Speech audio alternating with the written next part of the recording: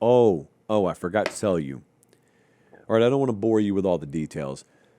Our numbers, we get, we get an analytics report every week. Most of the time, I just toss it to the side, whatever, stick to the process, horse blinders on and stuff. Oh, I looked at our numbers today. Insane. So just a quick bow of the head and thank you to everyone. We ask you to subscribe, and boy, you have been. And for the remaining 3 or 4 of you out there who haven't, I would humbly ask that you end your holdout. We're trying to get to 500K around here. It's free. Nothing happens. It doesn't sign you up for anything. It just helps us. And if you think you're subscribed, check and make sure, because it turns out many of you think you are, and you aren't. It'll make us feel better. It'll make you feel better. All right, here we go. Back to the predictions. Michigan at Nebraska, Saturday, 3:30 game on CBS, and we're going to be there. Do you know what this means? You know what this really means? You know what the huge takeaway is? We get to share a sideline with Jenny Dell again, and I haven't been able to say that all year. It's fueled by Quick Trip. Our trip there is. The whole game is. It's going to be a spectacular Saturday in Lincoln, and I say that as someone who's never been there before. My first trip there, it's the Bussin' Bowl. I'll have Will Compton there. I'll have Taylor Lewan there. We're going to be on the sidelines. It's going to be great. What a prove-it spot for Matt Rule. There are some things we believe in on this show. God, country, the rule. Year 3 under Matt Rule. You're just going to be a good team. It is year 3 under Matt Rule in Lincoln. So far, so good. Beat Cincinnati in week 1. Akron, splattered. HCU, splattered. Michigan, splattered? I don't think I expect that. But if we believe in the rule, isn't this the game where you really announce your arrival? Isn't this the game where you kind of plant the flag, so to speak? It's turf. You don't want to do that at home. But figuratively, this is the game that if you win it, and especially if you were to win it emphatically, that people look and say, hey, maybe that rule thing, maybe that's true. Maybe he's not just a podcaster. Maybe he is a really good college football coach. Now, to do that, we've got to find out. Is Michigan going to go in there and steamroll you? I mean, are they going to be able to make it academic? Can't have that. But also, we got to find out if Nebraska's offense is real or if it's just sort of fool's gold. Because I'm looking at these numbers on this piece of paper, and these are silent paper popper stats. Silent. Okay? Not. We're looking to do that. Dylan Raiola's number 1 in the country in passing efficiency. Whom's to thunk it? Run game looks good. Veteran offensive line.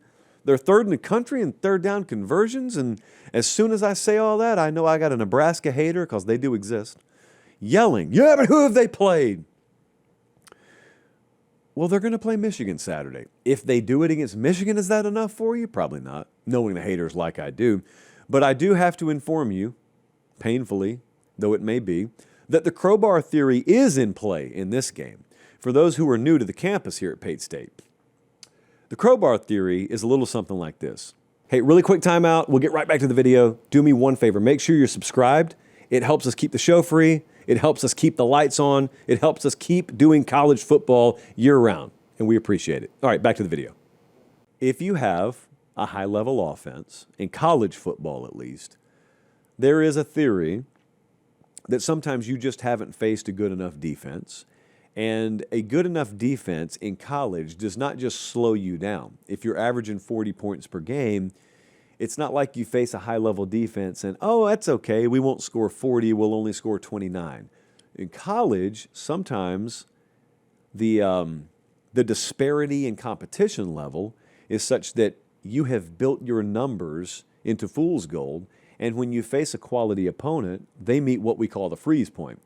And they just toss the crowbar in the bicycle spokes, and what you find is that doesn't slow the bike down, it immediately stops the bike. And you go from scoring 40 per week to you got 9 points midway through the 4th quarter having no clue what's happening to you. We do at least have to acknowledge that's in play because of the relatively unproven nature of Nebraska on the national stage and because of the profile of Michigan's defense. We do have to acknowledge that. Very obviously, Michigan's about to come after Dylan Raiola. Cincinnati did. I mean, that game could have gone the other way in week 1. They had 9 quarterback pressures. Now, they only got him on the ground once, but he threw 2 other near picks. that no one talks about because they weren't picked off. But what if they are picked off? This is scary stuff. What if they are picked off? Pat Mahomes is not even going to be there this week. So unseen moral support's not there. What if they get picked off? Remember, two things to remember.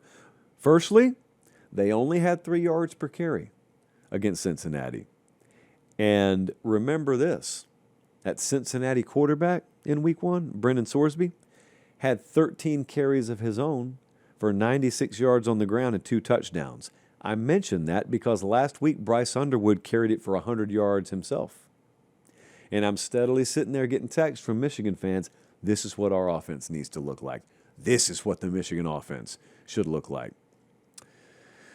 So that's another way this game becomes academic. You can't make it be academic. You got to take their best punch and not only absorb it, you got to be able to deliver one. Also, Raiola, look, here's what he needs to do. Raiola needs to hit the throws that are there. Because I talked all spring and summer about how Nebraska had revamped their wide receiver room enough and it was an underrated receiver room, and I don't think I was wrong about that. I think I'm right. And I do think they have the quarterback that can get the job done. But I also thought DJ Lagway was going to be the best signal caller in the SEC, and I was wrong about that. So I need to be right about Dylan Raiola here. What he needs to do is hit the throws that are there. That's all you got to do. That's what John Mateer did against them. And the plays were there to be had. You know why? Because he's got a good enough arm and good enough receiver core. I think you do as well. Special teams is huge here. They've imported a punter from halfway around the world at Nebraska. Special teams kept Michigan in that Oklahoma game. Don't let that happen to you here. Home field, at your back. I'm there to witness it all. And a young quarterback still in Bryce Underwood on the road. But here's what we keep waiting for. We keep waiting for that spike game. You know, we keep waiting for that Bryce Underwood announcing his arrival game. That could also happen this week. Let's take a look at what the model thinks. And let's take a look at what FanDuel thinks. FanDuel has Michigan as a 2.5-point favorite right now. The model would like me to deliver the following message to you. The wrong team is favored in this game. And the model says it, and you know what? I agree with it. Nebraska is going to win this game outright. The rule is real, and Nebraska is going to get that signature win, and they're going to announce their arrival in the Big Ten. Dare I say they're going to announce their arrival in the college football playoff picture? I should have whispered that. I should not have said it out loud, but I've already said it out loud. We're live. We cannot take it back. Give me Nebraska outright.